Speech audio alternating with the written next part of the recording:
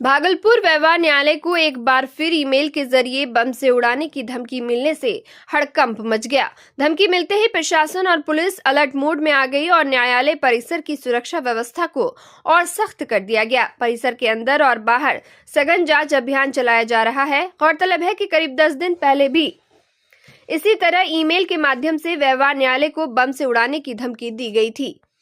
उस दौरान भी सुरक्षा बढ़ाई गई, लेकिन अब तक उस मामले की जांच रिपोर्ट सामने नहीं आने से सुरक्षा व्यवस्था और जांच प्रक्रिया पर सवाल खड़े हो रहे हैं। ताजा धमकी के बाद एहतियातन अधिवक्ताओं, न्यायिक कर्मियों और न्यायालय में कार्य से जुड़े लोगों को कोर्ट परिसर में प्रवेश नहीं दिया गया।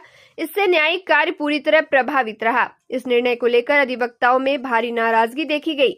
वकीलों का कहना है कि लगातार धमकियां मिल रही हैं, लेकिन पूर्व मामले में अब तक ना तो किसी आरोपी की पहचान हुई और ना ही कोई ठोस कार्रवाई सामने आई है। इससे अधिवक्ताओं और आम लोगों की सुरक्षा को लेकर गंभीर चिंता बनी हुई है। फिलहाल पुलिस ईमेल भेजने वाले की पहचान, धमकी की सत्यता और इसके पीछे के मकसद की जांच में जुटी हुई है। अंदर ये दूसरी घटना है और ये सीधा सीधी जांच एजेंसी की नाकामी है। किसी भी प्रकार की अगर अफवाहें हो रही है कि बम ब्लास्ट कर दिया जाएगा तो जांच एजेंसी 10 दिन में न कोई रिपोर्ट सबमिट करता है। अनावश्यक वकील लोग इससे परेशान है, न्यायालय को बंद कर दे रहे हैं। दूर दराज से क्लाइंट लोग आते हैं और यहाँ आके फिर लौट जाते हैं। ये बहुत दुखद बात है।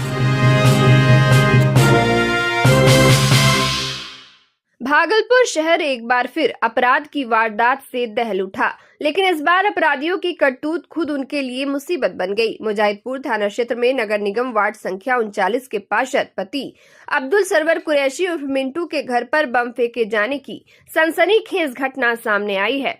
पूरी वारदात का वीडियो सोशल मीडिया पर वायरल होते ही पुलिस ने त्वरित कार्रवाई करते हुए 3 आरोपियों को गिरफ्तार कर लिया है। जानकारी के अनुसार पार्षद पति से लगातार रंगदारी की मांग की जा रही थी। रंगदारी नहीं देने पर अपराधियों ने हथियार लहराकर जान से मारने की धमकी दी और इलाके में दहशत फैलाने के उद्देश्य से बमबारी की घटना को अंजाम दिया। आरोप है कि 4 फरवरी 2026 को अपराधियों ने उनके घर पर बम फेंका, जिससे तेज धमाका हुआ और आसपास के लोग दहशत में आ गए। पूरे वार्ड संख्या 39 में अफरा तफरी का माहौल बन गया। घटना के दौरान अपराधियों ने पूरी वारदात का वीडियो भी बनाया, जो बाद में सोशल मीडिया पर तेजी से वायरल हो गया। वीडियो सामने आते ही मुजाहिदपुर थाना पुलिस हरकत में आई और वायरल फुटेज के आधार पर आरोपियों की पहचान कर उन्हें गिरफ्तार कर लिया गया। पुलिस ने तीनों आरोपियों को आवश्यक कानूनी प्रक्रिया के बाद जेल भेज दिया है।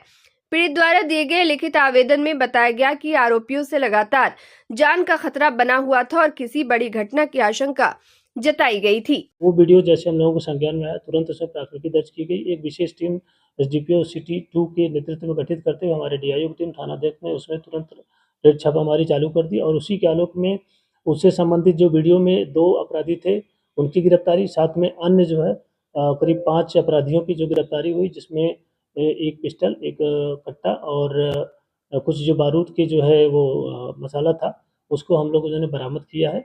और इस तरीके से उसमें एक अक्यूज और उसमें जो गिरफ्तारी करना है वो बाकी है। उसके लिए हम लोग छापामारी कर रहे हैं और संभवतः वो कहीं यहाँ से निकला हुआ है, जो हम लोगों को सूचना मिली हुई है। लेकिन जो बचा हुआ है उसके हम लोग गिरफ्तारी का प्रयास कर रहे हैं। बाकी जो उसमें अभियुक्त शामिल थे 5 लोगों की गिरफ्तारी कर ली गई है।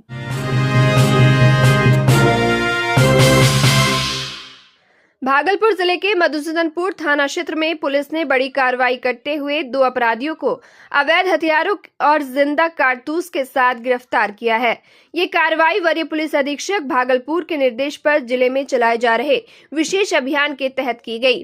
पुलिस को 8 फरवरी को गुप्त सूचना मिली थी कि मधुसूदनपुर थाना क्षेत्र अंतर्गत कचिया चौक के आसपास एक अपराधी किसी बड़ी वारदात को अंजाम देने की नीयत से अवैध हथियार लेकर घूम रहा है। सूचना के सत्यापन के बाद पुलिस अधीक्षक नगर और अनुमंडल पुलिस पदाधिकारी के नेतृत्व में एक विशेष टीम का गठन कर छापेमारी की गई। छापेमारी के दौरान पुलिस ने कचिया चौक से प्रफुल्लित यादव को एक देसी पिस्टल और 5 जिंदा कारतूस के साथ गिरफ्तार किया।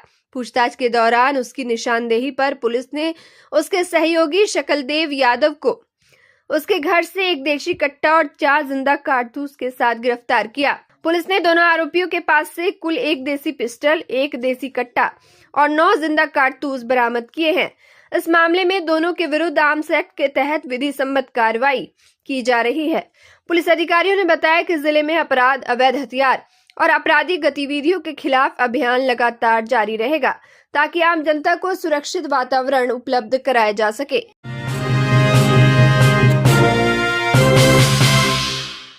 भागलपुर के बबरगंज थाना क्षेत्र अंतर्गत सरयू देवी बालिका उच्च विद्यालय की 10वीं कक्षा की लापता छात्राएं जिया और सोनाक्षी आखिरकार सुरक्षित बरामद कर ली गई है। दोनों छात्राएं मुंबई से लौटकर भागलपुर पहुंच चुकी हैं, जिससे परिजनों ने राहत की सांस ली है।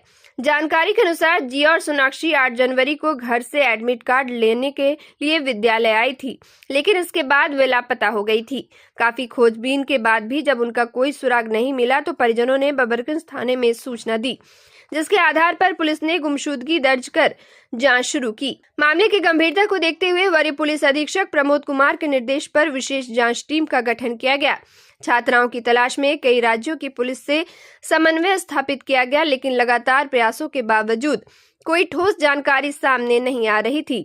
इसी बीच 31 जनवरी को मुंबई स्थित चाइल्ड हेल्प सोसाइटी की ओर से वरीय पुलिस अधीक्षक को सूचना दी गई कि दोनों छात्राएं वहां सुरक्षित हैं। सूचना मिलते ही परिजनों को बुलाकर वीडियो कॉल के माध्यम से पहचान कराई गई, जिसमें पुष्टि हो गई कि वे जिया और सोनाक्षी ही हैं।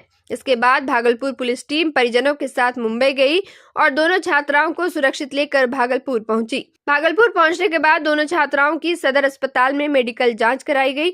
वरीय पुलिस अधीक्षक ने बताया कि प्रारंभिक पूछताछ में यह सामने आया कि दोनों छात्राएं अपनी मर्जी से घर से निकली थी। वे पहले भागलपुर से पटना गई और फिर दादर ट्रेन सेवा के जरिए मुंबई पहुंची।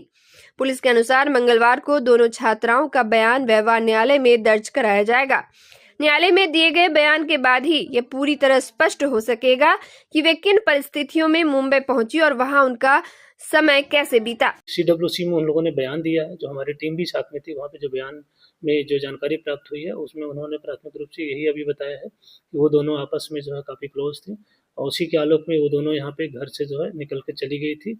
यहाँ से वो ट्रेन के माध्यम से पटना गई और पटना से फिर उन्होंने दादर की कोई ट्रेन पकड़ के मुंबई निकल गई। तो उसी के आलोक में हम लोगों के द्वारा जो सूचना प्रसारित की गई थी, उसी में जब उनकी आइडेंटिफाई उनको किया गया तो CWC में उनको वहाँ पर रखा गया था पकड़ के, और उसी के आलोक में हम लोग लाए हैं। तो जो प्राथमिक उनकी जो कारण इसमें समझ में आया है, वो दोनों आपस में साथ में बातचीत करके निकल के गई थी और आगे अभी माननीय न्यायालय में आज जो बयान देंगी उसके आलोक में जो आगे की जो मतलब तथ्य आएंगे फिर आपको अवगत कराया जाएगा।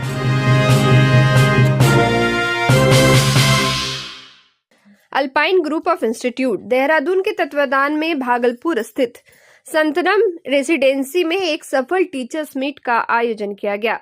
ये कार्यक्रम AIMIME के अंतर्गत आयोजित किया गया, जिसमें शिक्षा जगत से जुड़े कई शिक्षकों और विद्यार्थियों ने भाग लिया। कार्यक्रम में अल्पाइन ग्रुप ऑफ इंस्टीट्यूट के डीन उत्तम कुमार सहित कई गणमान्य लोग मौजूद रहे।